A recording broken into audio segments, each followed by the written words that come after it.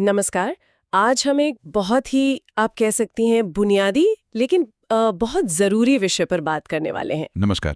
Computer languages, computer की भाषाएं, आखिर ये है क्या और क्यों इतनी महत्वपूर्ण है? तो अगर एकदम सीधे सरल शब्दों में पूछूं, कंप्यूटर लैंग्वेज क्या है? मतलब आम भाषा में। आम भाषा में कहें तो ये बस कंप्यूटर से बात करने का, उसे कम्युनिकेट करने का एक तरीका है। ओके, बात करने का तरीका। हाँ, ये असल में कुछ नियम होते हैं, कुछ निर्देश, इंस्ट्रक्शंस का एक सेट होता है। कंप्यूटर इन्हीं को फॉलो करके कोई खास काम करता है। जैसे रेसिपी के स्टेप्स होते हैं? हाँ, बिल्कुल वैसा ही समझ लीजिए। कंप्यूटर उन स्टेप्स को फॉलो करके आउटपुट देता है। ठीक है। और हाँ, इसे तकनीकी तौर पर कोड भी कहा जाता है और इसी कोड से प्रोग्राम लिखे जाते हैं। अच्छा, कोड, ये शब्द तो बहुत सुना है। हाँ, और क्योंकि इनसे प्रोग्राम बनते हैं तो इन्हें प्रोग्रामिंग लैंग्वेज भी कहते हैं। ये वही भाषाएं हैं जिनका इस्तेमाल करके प्रोग्रामर्स जो हैं वो कंप्यूटर के सॉफ्टवेयर बनाते हैं। या मोबाइल ऐप्स, वेबसाइट्स, ये सब। बिल्कुल, मोबाइल ऐप्स, वेबसाइट्स, गेम्स, सब कुछ। यहाँ एक आप कह सकते हैं मज़ेदार बात ये भी है कि कुछ कंप्यूटर भाषाएं ऐसी होती हैं जिन्हें सिर्फ कंप्यूटर ही समझ सकता है। मतलब इंसान नहीं समझ सकते? ना के बराबर। वो मशीन के बहुत करीब होती हैं। इंसानों के लिए उन्हें पढ़ना या समझना लगभग नामुमकिन सा होता है। बाप रे। और इनका इस्तेमाल हर जगह है। हमारे लैपटॉप पर चलने वाला सॉफ्टवेयर हो, फ़ोन की ऐप्स हों, जो वेबसाइट्स हम रोज़ देखते हैं, ये सब किसी ना किसी कंप्यूटर लैंग्वेज में ही बनी है। कोई उदाहरण देंगे? हाँ, जैसे जावा है, C++ है। इन भाषाओं का इस्तेमाल करके बहुत सारी पॉपुलर एप्लीकेशंस बनी हैं। जावा और C++, हाँ, नाम सुने हैं। हम्म, तो ये तो लगता है हर जगह फैली हुई हैं। पर क्या ये सब एक जैसी होती हैं या इनमें कुछ प्रकार भी होते हैं? नहीं नहीं, एक जैसी नहीं होती। इनमें प्रकार होते हैं। अगर हम मोटे तौर पर देखें तो कंप्यूटर भाषाओं को दो मेन कैटेगरीज में बांट सकते हैं। अच्छा, कौन कौन सी दो? एक होती है high level language high level. और दूसरी होती है low level language. High level और लो लेवल, ठीक है। हाँ, ये दो मुख्य प्रकार हैं। फिर इनके अंदर भी उप प्रकार होते हैं। जैसे हाई लेवल में ऑब्जेक्ट ओरिएंटेड या विजुअल प्रोग्रामिंग आ जाती है और लो लेवल में मशीन लैंग्वेज और असेंबली लैंग्वेज आती हैं। समझ गए। तो पहले हाई लेवल से शुरू करते हैं। सुनने में लगता है जैसे ये ज्यादा एडवांस्ड होंगी या शायद इस्तेमाल में आसान, हाई लेवल जो है। हाँ, आपका अंदाजा काफी हद तक सही है। हाई लेवल लैंग्वेजेस दरअसल ऐसी भाषाएं हैं जिन्हें इंसानों के लिए समझना और उनमें प्रोग्राम लिखना तुलनात्मक रूप से आसान होता है। आसान कैसे? मतलब क्या खास बात है इनमें? मतलब ये कि इनकी जो बनावट है, जो शब्द इस्तेमाल होते हैं, जो लिखने का तरीका है, वो काफी हद तक इंसानी भाषाओं जैसा होता है, खासकर अंग्रेजी जैसा। अच्छा। इससे प्रोग्रामर कोड को आसानी से पढ़ लेते हैं, समझ लेते हैं, और जब समझना आसान है तो जाहिर है उसमें प्रोग्राम बनाना भी तेज हो जाता है। तो क्या इसीलिए इनसे यूजर फ्रेंडली सॉफ्टवेयर बनते हैं? मतलब वो वाले जिन्हें आम लोग आसानी से चला सकें? बिल्कुल। वेबसाइट्स, ऐप्स, गेम्स जो हमें देखने में अच्छे लगते हैं, चलाने में आसान लगते हैं, वो ज़्यादातर हाई लेवल लैंग्वेजेस में ही बनते हैं। इनकी एक और खासियत है, इनका सिंटैक्स। सिंटैक्स मतलब व्याकरण जैसा कुछ? हाँ, कह सकते हैं। कोड लिखने के नियम और तरीके, ये नियम पहले से तय होते हैं और प्रोग्रामर को उन्हें मानना पड़ता है। लेकिन एक मिनट, अगर ये अंग्रेजी जैसी हैं तो कंप्यूटर कैसे समझता है? कंप्यूटर तो वो 0 और 1 वाली भाषा समझता है ना, बाइनरी। बिल्कुल सही सवाल। कंप्यूटर हाई लेवल को सीधे नहीं समझ सकता, इसीलिए इस भाषा में लिखे कोड को मशीन की भाषा यानी वही 0 और 1 वाले कोड में बदलने के लिए खास सॉफ्टवेयर इस्तेमाल होते हैं। अच्छा, सॉफ्टवेयर। हाँ, जिन्हें कंपाइलर या इंटरप्रेटर कहते हैं। ये एक तरह से ट्रांसलेटर का काम करते हैं, हाई लेवल कोड को मशीन कोड में ट्रांसलेट करते हैं। समझ गई, ट्रांसलेटर्स। तो इसके कुछ उदाहरण, कौन सी भाषाएं हैं जो हाई लेवल कहलाती हैं? हाँ, कई हैं, जैसे पाइथन है, Java, JavaScript, PHP, C#, C++, COBOL, Perl, Pascal, Fortran, ये सब हाई लेवल लैंग्वेजेस के पॉपुलर उदाहरण हैं। अरे वाह, पाइथन, जावा, जावास्क्रिप्ट, ये नाम तो आजकल बहुत सुनने में आते हैं। हाँ, ये आजकल बहुत डिमांड में है। तो इन हाई लेवल भाषाओं के फायदे क्या है? आसानी तो आपने बताई, उसके अलावा? आसानी तो है ही, जिससे ये यूज़र फ्रेंडली बनती हैं, पर और भी फायदे हैं। जैसे इन्हें लिखना और समझना आसान है, तो इसी वजह से इनमें लिखे गए प्रोग्राम को मेंटेन करना भी आसान होता है। मेंटेन करना मतलब अपडेट करना या सुधारना? हाँ, बिल्कुल। बाद में उसमें कुछ बदलाव करने हो, कुछ ठीक करना हो, तो वो आसान रहता है। एक और बहुत बड़ा फायदा है कि ये ज़्यादातर मशीन इंडिपेंडेंट होती हैं। मशीन इंडिपेंडेंट, ये क्या मतलब हुआ? इसका मतलब है कि एक हाई लेवल लैंग्वेज में लिखा प्रोग्राम आमतौर पर अलग अलग तरह के कंप्यूटर पर, अलग अलग ऑपरेटिंग सिस्टम पर बिना ज्यादा बदलाव किए चल सकता है। अरे वाह, ये तो बहुत काम की चीज है। हाँ, सोचिए, एक बार कोड लिखा और वो मैक पर भी चल गया, विंडोज पर भी, शायद लिनक्स पर भी। इससे सॉफ्टवेयर की पहुंच बहुत बढ़ जाती है। सही बात है। और क्या फायदे हैं? इनसे कमर्शियल सॉफ्टवेयर बनाना आसान और तेज होता है। ये अच्छा ग्राफिकल यूजर इंटरफेस मतलब GUI बनाने में मदद करती हैं। GUI मतलब वो स्क्रीन पर दिखने वाले बटन, मेनू वगैरह? हाँ, वही, जो सॉफ्टवेयर को देखने में अच्छा और चलाने में आसान बनाते हैं। और हाँ, इनमें गलतियों को ढूंढना और ठीक करना, जिसे डीबगिंग कहते हैं, वो भी तुलनात्मक रूप से आसान होता है। काफी फायदे हैं। यूजर फ्रेंडली, लिखने समझने में आसान, मेंटेन करना आसान, मशीन इंडिपेंडेंट, अच्छा GUI, आसान डीबगिंग। पर क्या इसका कोई दूसरा पहलू भी है? कुछ नुकसान, कमियां? हाँ, बिल्कुल। कोई भी चीज़ परफेक्ट नहीं होती। कुछ चुनौतियां हैं, जैसे क्योंकि कंप्यूटर्स इन्हें सीधे नहीं समझता, तो वो जो कंपाइलर या इंटरप्रेटर वाला स्टेप है ना, हाँ, ट्रांसलेशन वाला, उसमें थोड़ा टाइम लगता है। कोड को मशीन कोड में बदलने में वक्त लगता है। तो मतलब ये लो लेवल भाषाओं से थोड़ी धीमी हो सकती है चलने में? बिल्कुल। प्रोसेसिंग स्पीड थोड़ी कम हो सकती है, खासकर उन कामों में जहां स्पीड बहुत ज़्यादा मायने रखती है। हर मिलीसेकंड ज़रूरी है। दूसरी बात, कभी-कभी ये ज़्यादा मेमोरी भी इस्तेमाल कर सकती हैं। अच्छा। हालांकि ये प्रोग्राम कैसा लिखा गया है, उस पर भी निर्भर करता है। और एक ज़रूरी बात, ये भाषाएं हार्डवेयर से सीधे बात नहीं कर सकती। मतलब अगर आपको कंप्यूटर के किसी अंदरूनी पुर्जे को सीधे कंट्रोल करना है, तो हाई लेवल लैंग्वेज शायद उतनी अच्छी ना हो। ओके, तो स्पीड और हार्डवेयर कंट्रोल में थोड़ी पीछे हैं। अच्छा, आपने हाई लेवल के अंदर भी कुछ प्रकार बताए थे, ऑब्जेक्ट ओरिएंटेड और विजुअल प्रोग्रामिंग। ये क्या चीजें? हाँ, हाई लेवल में भी प्रोग्राम लिखने के अलग अलग तरीके या कह लें फिलॉसफी विकसित हुई हैं। एक है ऑब्जेक्ट ओरिएंटेड प्रोग्रामिंग या OOP। OOP? हाँ, ये प्रोग्राम लिखने का एक तरीका है जिसमें हम असल दुनिया की चीज़ों की तरह सोचते हैं। हर चीज़ एक ऑब्जेक्ट है जिसकी अपनी कुछ प्रॉपर्टीज़, विशेषताएं हैं और अपने कुछ काम, मेथड्स हैं। इस तरीके से बड़े और कॉम्प्लेक्स सॉफ्टवेयर को मैनेज करना आसान हो जाता है। इसके उदाहरण? C++ और जावा, ये OOP के बहुत अच्छे उदाहरण हैं। अच्छा, और दूसरा आपने बताया था विजुअल प्रोग्रामिंग। हाँ, विजुअल प्रोग्रामिंग लैंग्वेजेस खासतौर पे ग्राफिकल यूजर इंटरफेस GUI वाली एप्लीकेशंस बनाने के लिए इस्तेमाल होती हैं, जैसे विंडोज के सॉफ्टवेयर। इनमें अक्सर विजुअल टूल्स होते हैं। विजुअल टूल्स मतलब जैसे आप स्क्रीन पर बटन, टेक्स्ट बॉक्स जैसी चीज़ों को माउस से खींचकर रख सकते हैं, डिज़ाइन बना सकते हैं। कोड कम लिखना पड़ता है इंटरफेस के लिए। इससे डिज़ाइनिंग बहुत तेज़ हो जाती है। विजुअल बेसिक, विजुअल C इसके उदाहरण हैं। समझ गए। तो ये थी हाई लेवल की कहानी। अब आते हैं दूसरी तरफ, लो लेवल लैंग्वेज। नाम से ही लगता है ये हाई लेवल की एकदम उल्टी होंगी। बिल्कुल सही।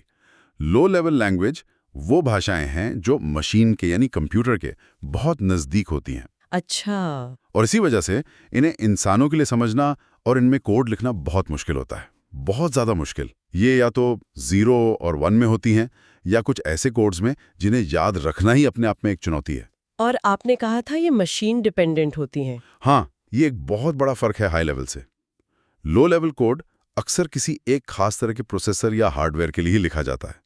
वो कोड किसी दूसरी तरह के हार्डवेयर पर चलेगा ही नहीं या बहुत मुश्किल से चलेगा। मतलब पोर्टेबल नहीं होती? बिल्कुल नहीं, पोर्टेबिलिटी बहुत कम होती है। तो फिर इनका फायदा क्या है? इतनी मुश्किल, मशीन पर निर्भर क्यों इस्तेमाल करते इन्हें?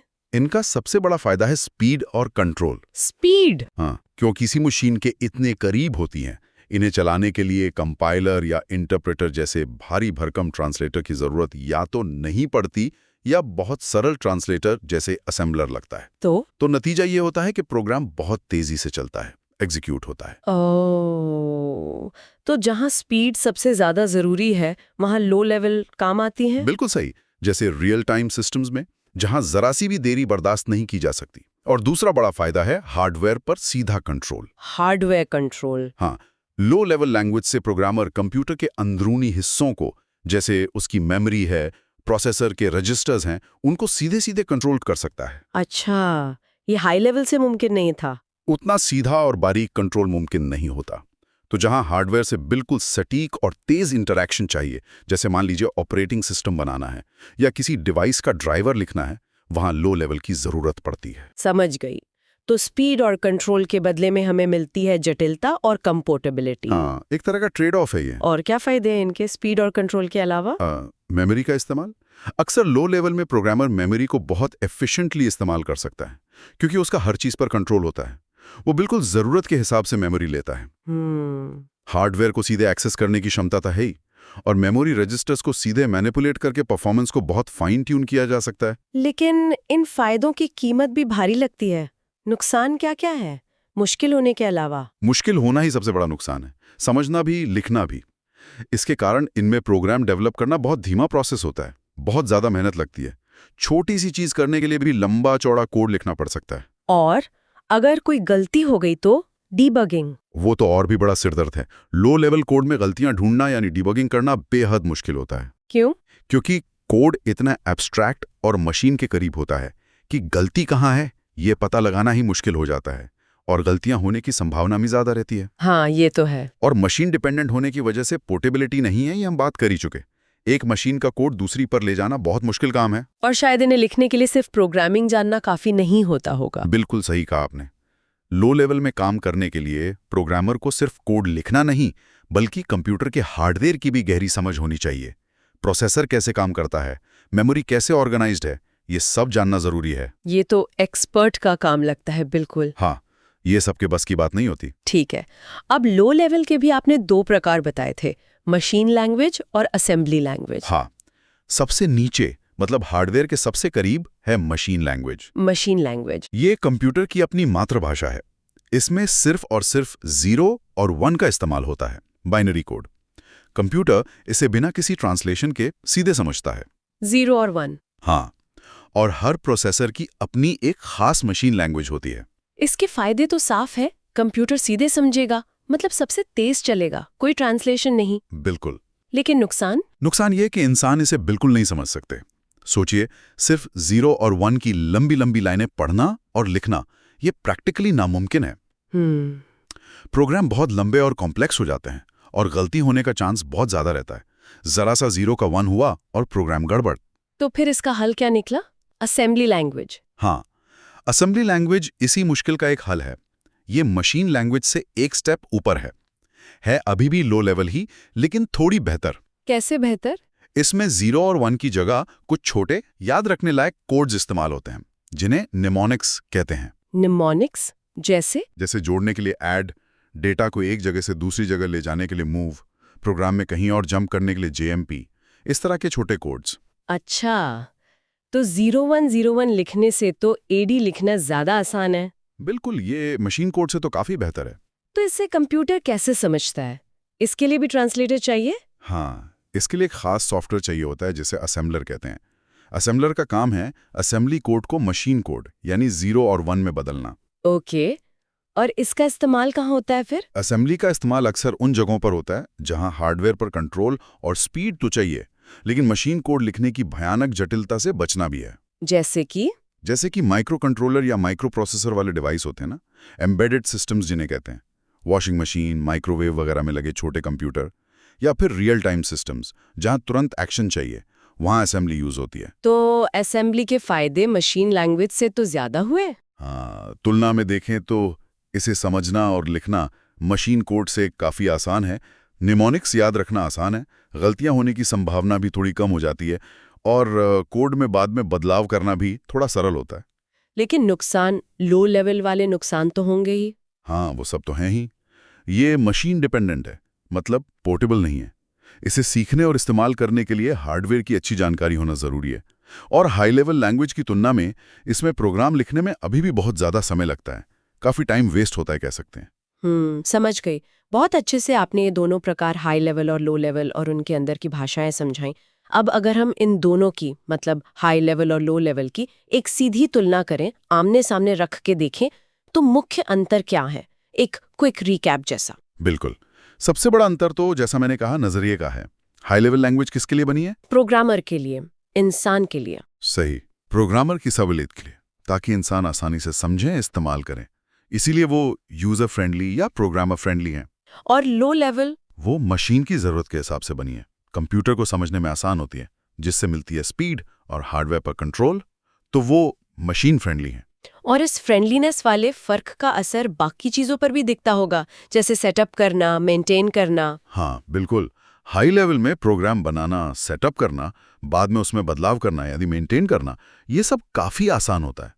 लो लेवल में यही सारे काम बहुत ज्यादा जटिल और टाइम लेने वाले होते हैं। और चलने की स्पीड, एग्जीक्यूशन। हाई लेवल में वो कंपाइलर इंटरप्रेटर वाला एक्स्ट्रा स्टेप है, तो एग्जीक्यूशन में थोड़ा टाइम लगता है। लो लेवल कोड, खासकर मशीन कोड, सीधे चलता है या बहुत कम ट्रांसलेशन से, इसलिए बहुत तेज होता है। एक बात मेमोरी की थी जिसमें थोड़ा कंफ्यूजन था। हमारे सोर्स में लिखा था कि हाई लेवल कम मेमोरी लेती है, लो लेवल ज्यादा।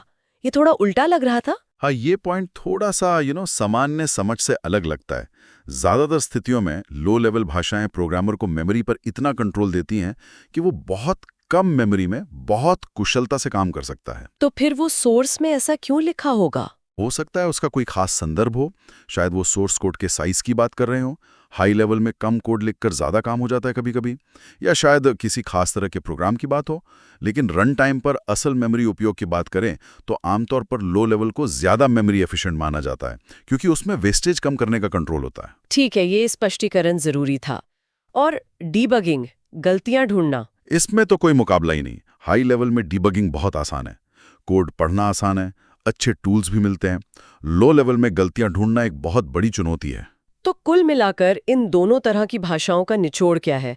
फैसला कैसे करें कि कब कौन सी इस्तेमाल करनी है? देखिए, सीधी सी बात है, कोई एक भाषा सबसे अच्छी नहीं है। ये टूलकिट जैसा है। आपके पास हथौड़ा भी है, पेचकस भी है। आप काम देखकर औजार चुनते हैं। अगर आपका मकसद है जल्दी से एक सॉफ्टवेयर बनाना जो चलाने में आसान हो, जो अलग अलग कंप्यूटर पर चल जाए, जिसके लिए डेवलपर्स आसानी से मिल जाएं, तो आप हाई लेवल चुनेंगे। ये डेवलपमेंट स्पीड और इस्तेमाल में आसानी देती हैं। ठीक है। लेकिन अगर आपके लिए प्रोग्राम की स्पीड ही सबसे ऊपर है, या आपको हार्डवेयर पर पूरा कंट्रोल चाहिए ही चाहिए, जैसे ऑपरेटिंग सिस्टम बनाना है या डिवाइस ड्राइवर लिखना है या बहुत ही कम मेमोरी वाली जगह पर काम करना है, तो फिर आपको लो लेवल भाषाओं का सहारा लेना पड़ेगा। वो स्पीड और कंट्रोल देंगी, लेकिन मेहनत ज्यादा लेंगे। बिल्कुल, वो आपको वो जरूरी स्पीड और कंट्रोल देंगी, लेकिन बदले में आपको जटिलता और ज्यादा मेहनत से निपटना होगा। तो फैसला हमेशा प्रोजेक्ट की जरूरत के हिसाब से होता है। बहुत बढ़िया। तो आज हमने कंप्यूटर लैंग्वेजेस की इस दुनिया की एक काफी अच्छी, मुझे लगता है, गहन पड़ताल की।